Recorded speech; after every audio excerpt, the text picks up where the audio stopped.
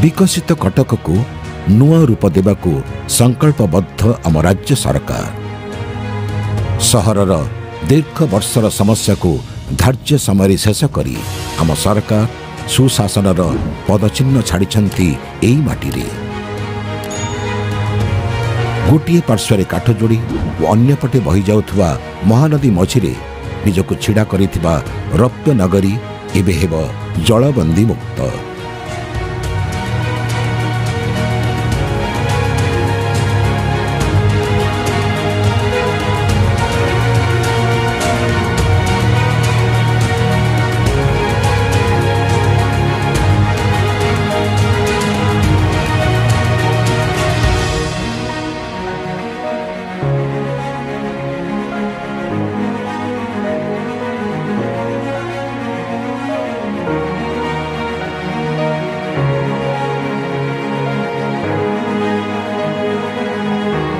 CDA वासी दुख थिला पेटानाल एबे एई दुख सबुदिन पई दूर हेबो।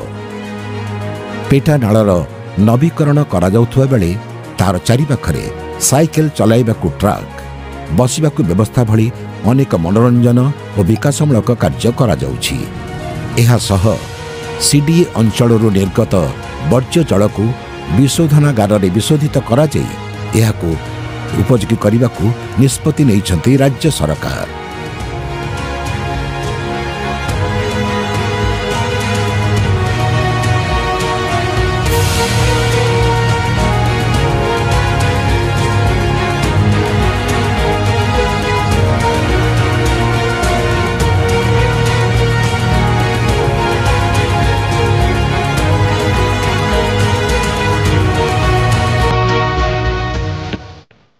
जलबंदी समस्या को दूर करने पई सरकार नहीं एक बड़ पदक्षेप।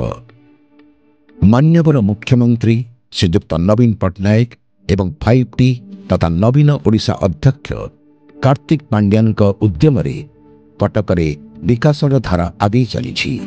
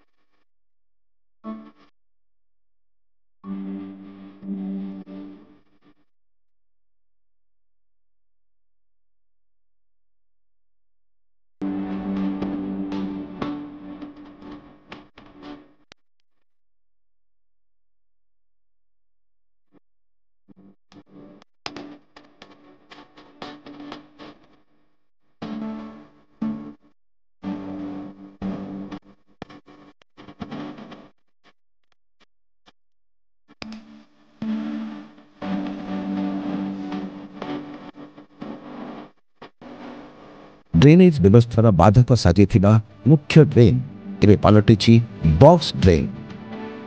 पटापोलरू छत्र बजार पर्यंत प्राय 3 किलोमीटर एई ड्रेन होइछि कवर। एहा कटकवासी को जलबंदी मुक्त कराइबारे हेबो समर्थ।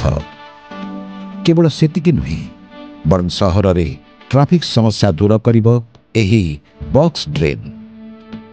ता उपरे गाड़ी जाआस पई होइछि पिचु रास्ता, चलापथ पई होइछि पेवर ब्लॉक रास्ता।